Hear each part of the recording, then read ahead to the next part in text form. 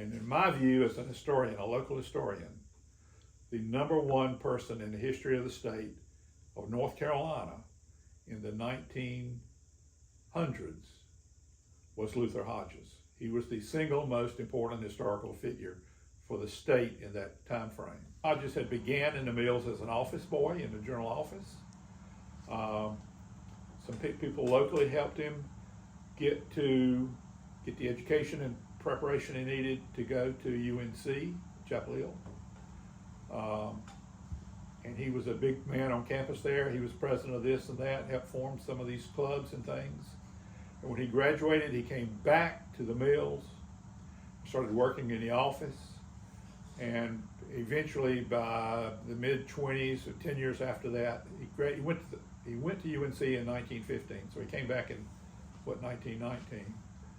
And by the mid-20s, he's basically running the mills, right on up until he resigned right after, or during, I can't remember the exact time frame, sometime in the 40s he resigned. His assistant at that time also lived in Leaksville, Harold Whitcomb, and so Whitcomb took over and ran the mills on up into the 70s, maybe early 80s, I forget the date.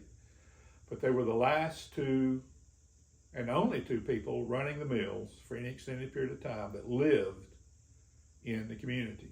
After that, we had people brought in, like they brought in the governor of Virginia once, so that didn't lead to anything but ruin as far as I'm concerned. So Hodges was a big wheel. He left the mills and went into politics. In 1952, he got elected to lieutenant governor of the state. A year later, Governor Umstead died unexpectedly. So Hodges filled in the last 3 years of his term. By law, he could run again. The rule was you could only run one elected term as governor. But he had 3 years that he got because the guy died. Now he's elected. He was the longest serving governor of the state up until they changed the law sometime later on in the 80s.